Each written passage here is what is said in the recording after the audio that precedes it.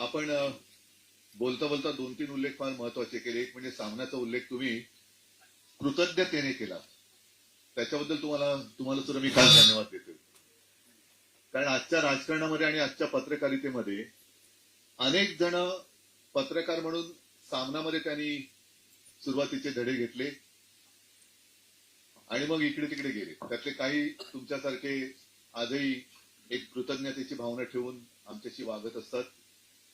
राजकारणामध्ये सुद्धा तेच आहे. राजकारणामध्ये सुद्धा अनेक जण शिवसेनेमध्ये तयार झाले आणि पुढचं तुम्हाला काय सांगण्याची गरज नाही. बोलता बोलता तुम्ही ठाकरे ब्रँडचा उल्लेख केला. ठाकरे ब्रँड हा काही आत्ताच जन्माला आलेला नाही, तो गेल्या 5-6 पिढ्यांपासूनचा महाराष्ट्राला परिचित असलेला ब्रँड आहे. पण ठाकरे ब्रँड ज्यांनी नावारूपाला आणला अधिक प्रामुख्याने अर्थात माझे आजोबा आणि त्याच्यानंतर माझे वडील हिंदू हृदय सम्राट शिवसेना प्रमुख बाळासाहेब ठाकरे. आणि अभिमानाने सांगेन की त्या ठाकरे ब्रँडचा जन्म पुण्यामध्ये झालेला. त्याच्यामुळे भाई और बहनों, आपका और मेरा बहुत पुराना रिश्ता है. अरे याच्यात हसण्यासारखं काय, मी खरं ते बोलतोय. आहे की नाही? मग तेवढंच म्हणायचं मला, बाकी पुढे काय म्हणायचं. आणि पुण्याला एक वेगळी परंपरा आहे. पुणा हे विद्येचं माहेरघर म्हणून ओळखलं जातं की जात होतं. कारण आता सगळीकडे मुंबई काय पुणे काय सगळी माहेरघरे ही बिल्डरांची झालेली आहेत. तरी देखील पुण्याचं एक वेगळं वैशिष्ट्य आहे, वेगळेपण नक्कीच आहे. आणि पत्रकार म्हटल्यानंतर आपण थेट टिळक आणि आगरकरांची आठवण काढतो. आता खरंच ती पत्रकारिता राहिलीय का आपल्याला?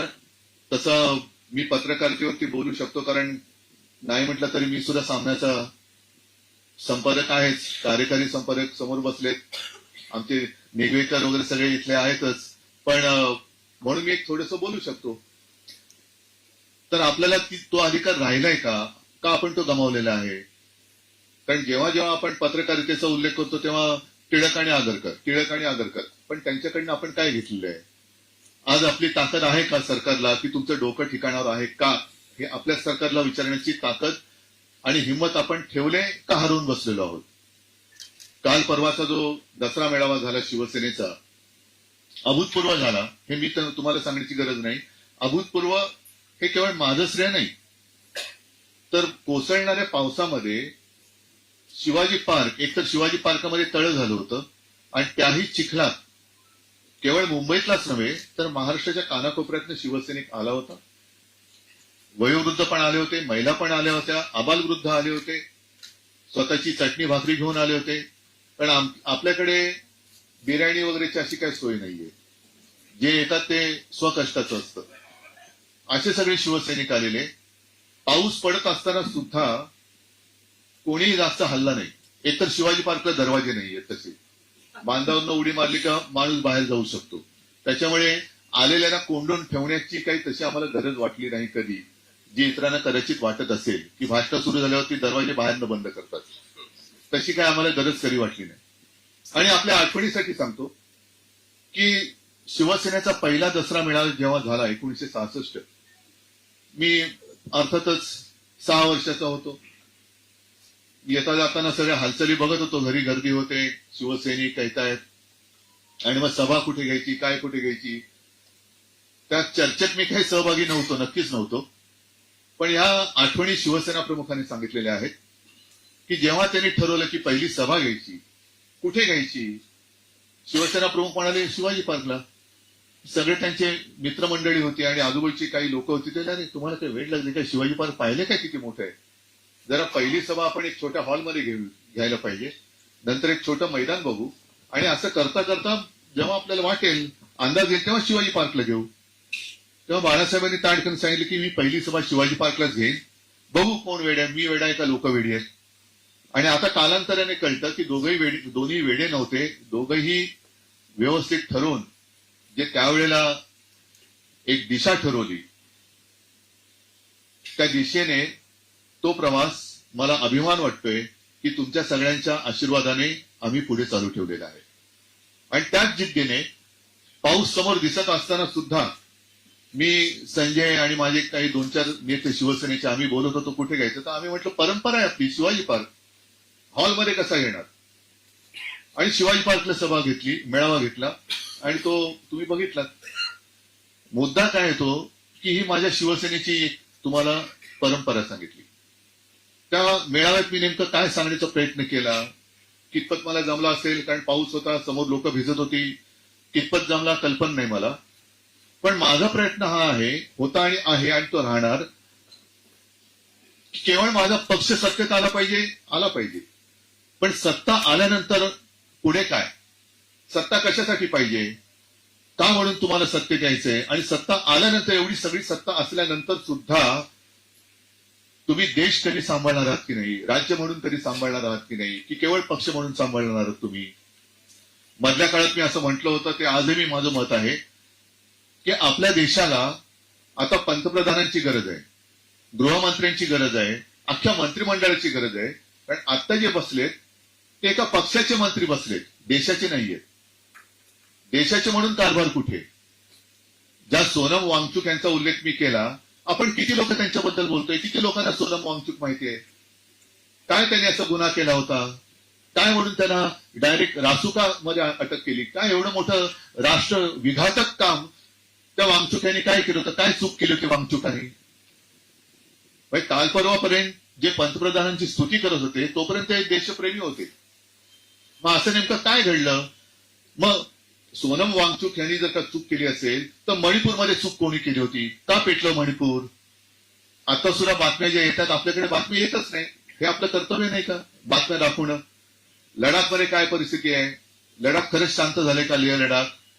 आसाममध्ये मी काल फोटो बघितला, कन्फर्म केलं की खरं आहे का खोटं आहे. आदिवासी रस्त्यावरती उतरले, हातामध्ये मशाली आहे, पण इकडे बातमी कुठे येते. मणिपूरमध्ये आज काय चाललंय कोणाला कुठे काय माहिती. आपल्याकडे सुद्धा देशात इतरत्र काय चाललंय आपण बातम्याच देत नाही. मग खरंच आपण टिळक आणि आगरकरांचं नाव घेण्याच्या लायकीचे आहोत का, हा विचार आपण सगळ्यांनी केला पाहिजे. आणि मग मला असं वाटतं की मला प्रश्न विचारण्याच्या आधी आपण स्वतःला प्रश्न विचारला पाहिजे की मी कोणाला प्रश्न विचारण्याच्या योग्यतेचा आहे का. मी काय म्हणून तुम्हाला प्रश्न विचारू, मी काय करतोय, माझं कर्तव्य मी पार पाडतोय का. आणि ते जर पाडणार नसाल तर तुम्ही मला काय म्हणून प्रश्न विचारणार. मी माझ्या परीने काम करण्याचा प्रयत्न करतोय आणि तो करत राहणार. कारण त्याला आमची घराण्याची म्हणा किंवा घराण्याची परंपरा म्हणा, जे समोर दिसतंय, जिथे जिथे अन्याय दिसेल त्या अन्यायाला लाथ मार, हे माझ्या आजोबांनी शिकवलेलं ब्रीदवाक्य माझ्या वडिलांनी ते आयुष्यभर पाळलं, तेच घेऊन मी पुढे चाललोय आहे.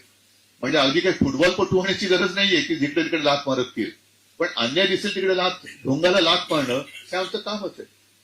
आणि म्हणून मग मी हिंदुत्व म्हणजे काय, देशप्रेम म्हणजे काय, या सगळ्या गोष्टीचा एक थोडक्यामध्ये परवा उल्लेख करण्याचा प्रयत्न केला की आमच्या अंगावरती जेव्हा येतात ती लोक की तुम्ही हिंदुत्व सोडलं का, अरे बाबा तुमच्या वंशावळीमध्ये बघा ना कोणी कोणी काय काय सोडले. मग मी असं म्हणू का, म्हणजे आता थोडं याच्यात अर्थातच मला तुम्ही बोलवलं एका पक्षाचा प्रमुख म्हणून का फोटोग्राफर म्हणून, नाही तर मग माझं विषयांतर होईल. तर पक्षाचा प्रमुख म्हणून बोलवलं असाल तर मग माझे थोडे विषय तुम्हाला सांगितले पाहिजेत की जेव्हा आम्ही भाजपच्या सोबत होतो तेव्हा आम्ही कडवट हिंदुत्ववादी होतो आणि भाजपला आम्ही सोडलं म्हणजे काय हिंदुत्व सोडलं का. आणि मग आम्ही केवळ भाजपला सोडलं म्हणून हिंदुत्व सोडलं असेल तर मग म्हणून मी परवा जी काय उदाहरणं दिली की मोहनजी भागवत, मला त्यांच्याबद्दल आक्षेप नाहीये, पण मला त्यांना हा प्रश्न विचारायचा आहे की 100 वर्ष संघाची पूर्ण झाल्यानंतर तुम्ही 100 वर्ष ज्या संघाच्या पिढ्या ज्यांनी खस्ता खाल्ल्या, खपल्या आणि काही कष्ट घेतले असतील, त्या कष्टाला आज जी काही फळं लागलेत, विषारी फळं, हेच तुमचं 100 वर्षाचं फलित आहे का. कारण स्वतः मोहन भागवत हे मशिदीत जातात, त्यांना त्यांचं ते सर्वोच्च नेते त्यांनी राष्ट्रपिता म्हटलेलं आहे. त्याच्यानंतर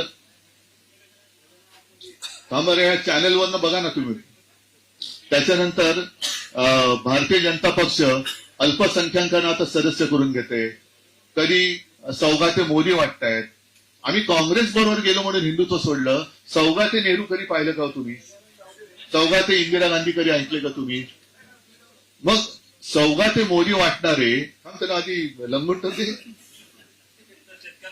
काय म्हणून तुम्ही जो प्रश्न विचारला ना, तर मराठवाड्याच्या शेतकऱ्याकडे आणि सगळ्याच शेतकऱ्यांकडे, कारण बघा दुसरा एक प्रश्न असा आहे, आज या वेळेला मी गेलो, त्याचं पीक त्याच्या हातातनं गेलेलं, मुख्यतः तो सोयाबीनचा पट्टा आहे.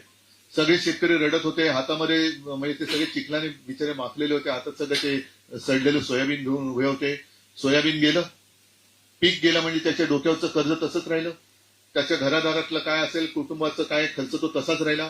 पण गेल्या वर्षी त्याच्या हातात पीक होतं, गेल्या वर्षी पीक होतं ना, पण गेल्या वर्षी त्याचा प्रश्न होता आम्हाला हमी भाव काय.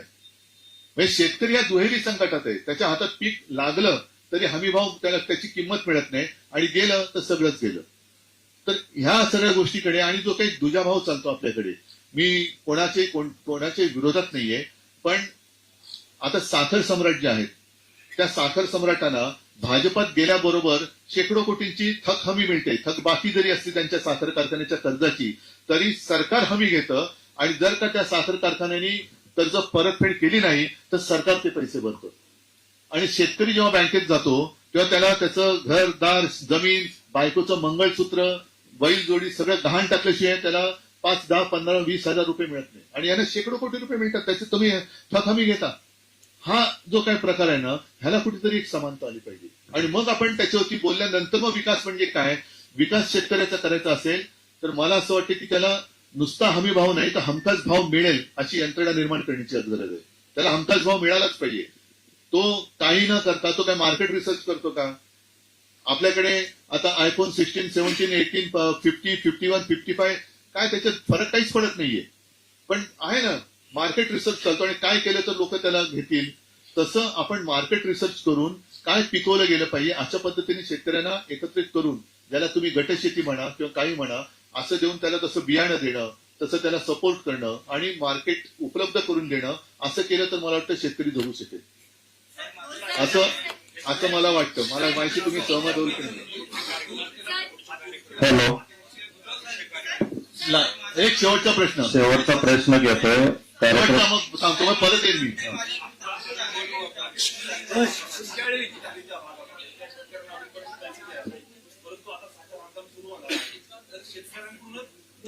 ₹15.